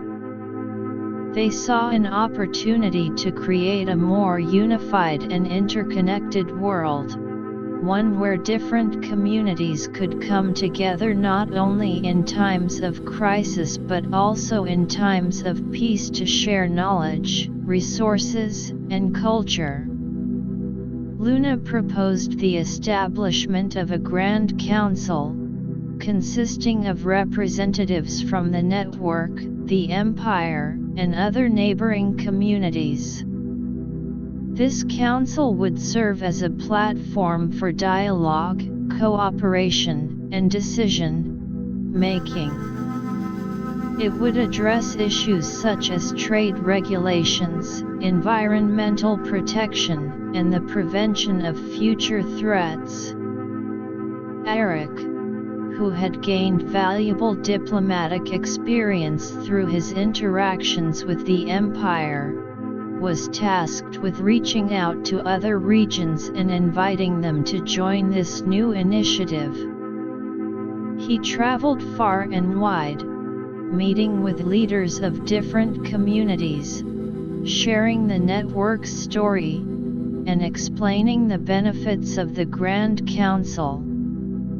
Ilera, on the other hand, focused on developing educational programs that would promote cross-cultural understanding. She designed a curriculum that would be taught in schools across the network, the empire, and other participating communities. This curriculum would include lessons on different cultures, languages, and histories, as well as practical skills such as diplomacy and conflict resolution. The response to the idea of the Grand Council was initially mixed. Some communities were enthusiastic, seeing the potential for greater peace, prosperity, and cooperation. They were eager to join and contribute to this new vision. However, others were skeptical. They were concerned about losing their autonomy and were hesitant to trust a large-scale organization. Luna, Eric, and Alara knew that they had to address these concerns. They organized a series of meetings and conferences, where they invited representatives from all interested parties. At these gatherings, they listened to the concerns of the skeptical communities, answering their questions and addressing their fears. They emphasized that the Grand Council would not be a governing body but rather a platform for cooperation. Each community would retain its autonomy, and decisions would be made through consensus. The Council would focus on areas where collective action could bring about greater benefits, such as trade, defense, and cultural exchange. Slowly but surely, more and more communities began to come around. They saw the wisdom in the network's vision and the potential for a better future. The Grand Council started to take shape, with representatives from different regions coming together to discuss the rules, structure, and goals of this new organization. As the Grand Council was being established, the network also faced a new internal challenge. The rapid growth and change had led to a shortage of skilled labor in certain sectors. The increased demand for goods and services, both within the network and from the empire, had put pressure on the existing workforce. To address this issue, the network expanded its educational and training programs.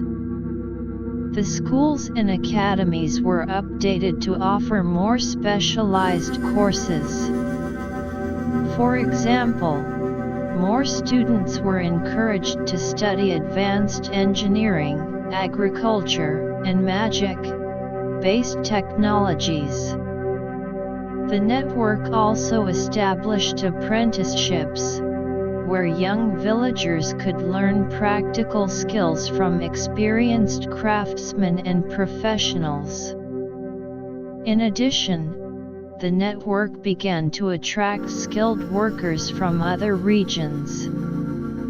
The reputation of the network as a place of opportunity, innovation, and cooperation drew in individuals with unique skills and expertise. These newcomers were quickly integrated into the network's communities, adding to its diversity and strength. Luna, looking at the network's progress, was filled with a sense of pride. The network had not only overcome a great threat but was also taking steps to create a better future for itself and the wider world. The establishment of the Grand Council, the revitalization of trade and culture, and the efforts to address internal challenges were all signs of the network's maturity and vision. As the network continued to evolve, Luna knew that there would still be obstacles to overcome. But she was confident in the network's ability to adapt, innovate, and cooperate. The network was no longer just a collection of villages, it was a catalyst for change, a model of how different communities could come together to build a more harmonious, prosperous, and secure world. And as the Grand Council held its first official meeting, Luna, Eric, and Alara watched with hope, knowing that they were on the verge of a new chapter in the network's history, one filled with endless possibilities. The first meeting of the Grand Council was a momentous occasion.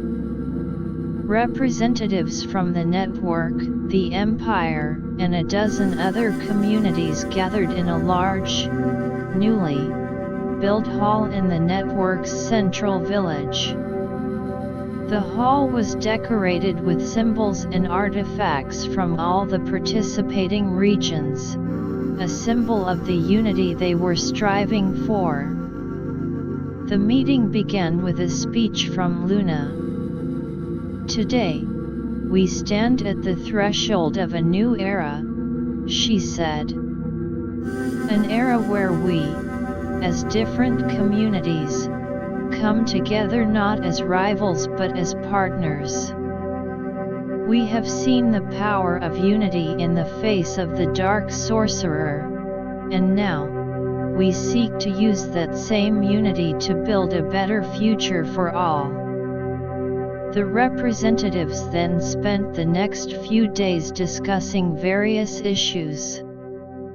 They debated and finalized the rules and regulations of the Grand Council, ensuring that it was a fair and inclusive platform.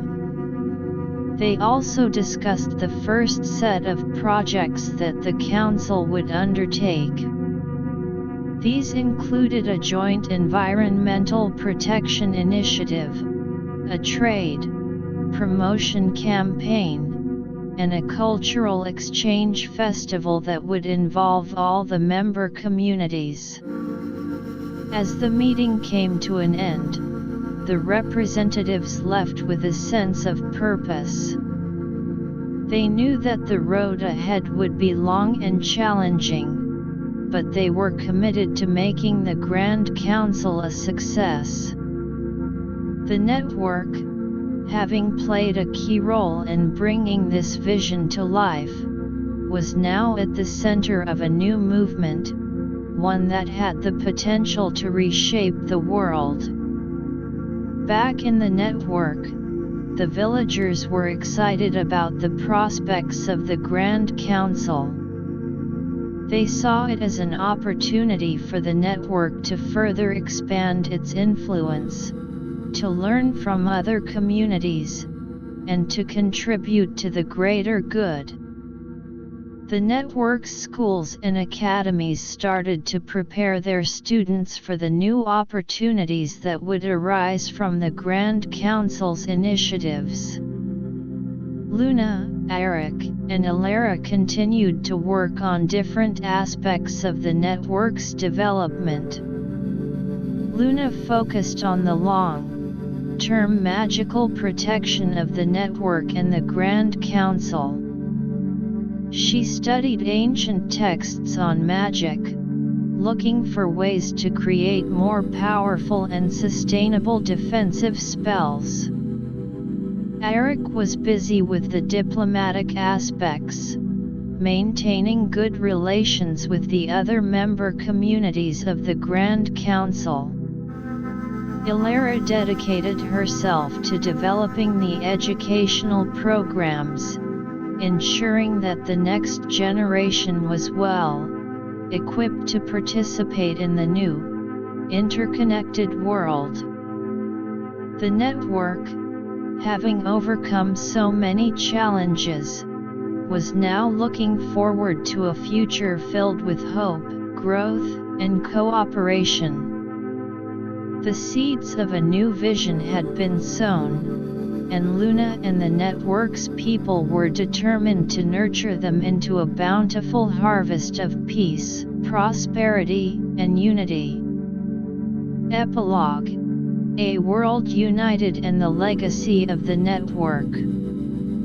The establishment of the Grand Council marked a turning point in the history of the land.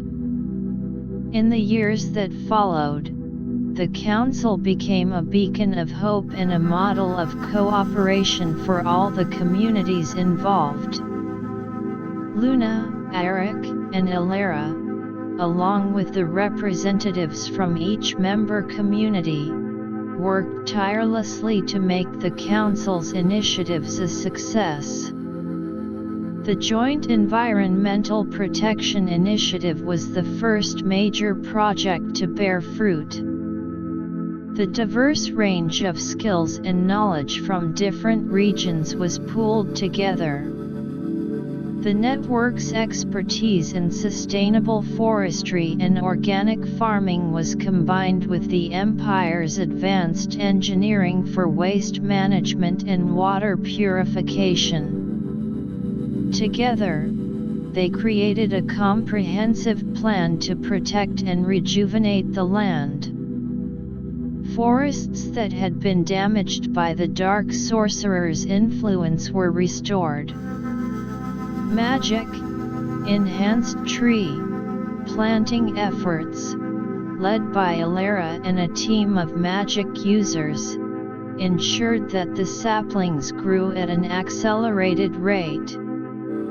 The network's farmers shared their knowledge of natural pest control, reducing the need for harmful chemicals. Meanwhile, the Empire's engineers built large-scale water treatment plants, which not only purified the water for the communities but also helped in irrigating the fields more efficiently.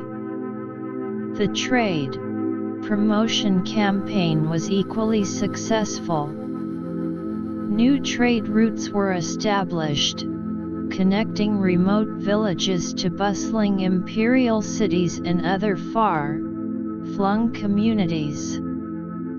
Eric, with his diplomatic skills, negotiated favorable trade agreements that benefited all parties. The network's unique products, such as hand-crafted magical artifacts and high-quality wool from their well-bred sheep, found a wider market. In return, the network had access to rare spices, precious metals, and advanced technological tools from the Empire and other regions. The Cultural Exchange Festival became an annual event that was eagerly anticipated by all. It was a celebration of the rich tapestry of cultures within the Grand Council.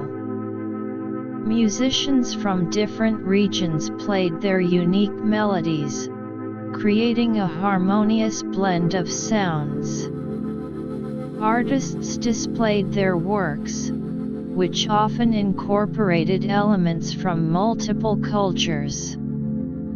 Storytellers shared tales that were passed down through generations, and in the process, new stories were born, stories of unity and cooperation. As the years passed, the network of villages itself continued to evolve. The once small collection of communities had grown into a vibrant, bustling hub of activity. New industries emerged, such as the production of magic-infused potions for healing and enhancing agricultural productivity. These potions, developed by the network's magic users in collaboration with the Empire's alchemists, were in high demand across the land. The network's educational institutions became renowned centers of learning. Students from all over the Grand Council's member communities flocked to the network's schools and academies to study a wide range of subjects, from advanced magic to the latest agricultural techniques. The curriculum, which emphasized cross-cultural understanding and practical skills, produced a new generation of leaders, scholars, and artisans. Luna, now an elder stateswoman, was still actively involved in the network's affairs. She spent her days mentoring young magic users, sharing her vast knowledge of magic and the history of the network. Her wisdom was sought after not only in the network but also by the other members of the Grand Council. Luna's influence extended far beyond the network's borders, as she was often invited to speak at conferences and gatherings, inspiring others with the story of the network's journey from a small, threatened community to a key player in a united world.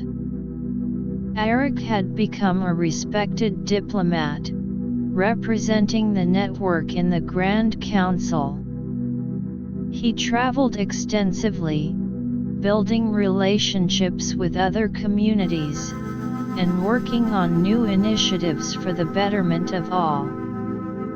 His leadership skills and his ability to find common ground among diverse groups were instrumental in the Grand Council's continued success. Ilera, too, had made a name for herself as an innovator in magic and education. Her research on new magical techniques and her development of educational programs for cross-cultural understanding were widely recognized. She was often called upon to lead workshops and training sessions for magic users and educators from different regions. The network's influence was not limited to the immediate members of the Grand Council. Other communities, observing the success of the network and the Grand Council, began to adopt similar models of cooperation.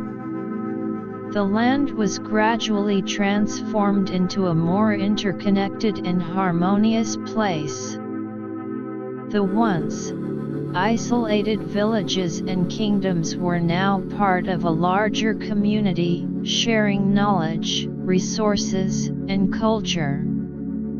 However, the journey was not without its challenges. There were still pockets of resistance, small groups who were reluctant to embrace the changes brought about by the Grand Council. Some traditionalists feared the loss of their unique cultures, while others were concerned about the potential economic impact of increased competition. But the network, with its long-standing experience in dealing with such issues, reached out to these groups. Luna, Eric, and Ilera, along with other representatives from the Grand Council, visited these communities. They listened to their concerns, and in many cases, were able to address them. They showed how the Grand Council could actually preserve and enhance unique cultures through cultural exchanges and how economic cooperation could lead to new opportunities rather than threats. As time went on, even these resistant groups began to see the benefits. They gradually joined the Grand Council, further strengthening the unity of the land. The network, having overcome these last, minute obstacles, could finally look back on its long and arduous journey with a sense of fulfillment. One day, as Luna sat under the old oak tree in the central village of the network, surrounded by a group of young magic users, she reflected on the network's history. Our journey started with a simple desire to protect our homes, she said. But it has grown into something much bigger. It has become a movement that has united different communities, that has brought hope and prosperity to the land. The young magic users listened intently, their eyes filled with admiration. They knew that they were part of something special, a legacy that had been built through the hard work, courage, and vision of Luna, Eric, Ilera, and countless others. The network's story was now a legend, told and retold in every corner of the land. It was a story of how a small group of villages, faced with numerous threats, had come together to create a better world. It was a story of unity, of the power of cooperation, and of the indomitable human spirit. As the sun set over the network, casting a warm glow over the bustling villages, Luna knew that the network's legacy would continue. The Grand Council, the educational institutions, the trade relationships, and the cultural exchanges, all these were the fruits of their labor.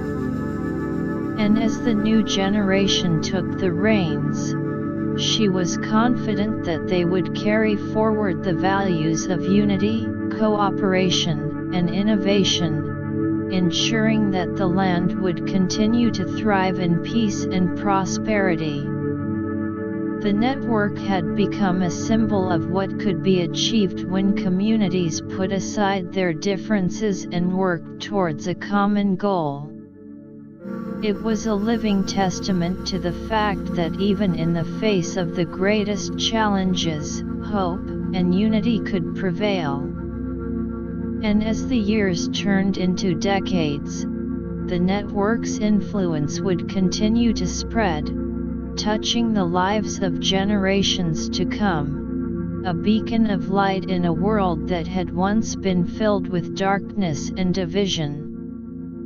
The legacy of the network was not just about the material achievements but also about the intangible values it had instilled. The values of compassion, respect for different cultures, and the willingness to help others had become ingrained in the fabric of the land. These values were passed down from one generation to the next, ensuring that the spirit of the network lived on. In the grand scheme of things, the network was but a small part of a much larger world. But its impact was far-reaching. It had shown that no community was too small to make a difference, that by coming together, by sharing knowledge and resources, and by believing in a common vision, great things could be accomplished. As Luna closed her eyes, she could see the future stretching out before her. A future where the Grand Council continued to grow and evolve, where new generations of leaders carried forward the torch of unity, and where the land remained a haven of peace and prosperity. And with that vision in her mind, she knew that the network's story was far from over. It was just the beginning of an even greater chapter in the history of the land, a chapter written with the ink of cooperation, the paper of unity, and the pen of hope.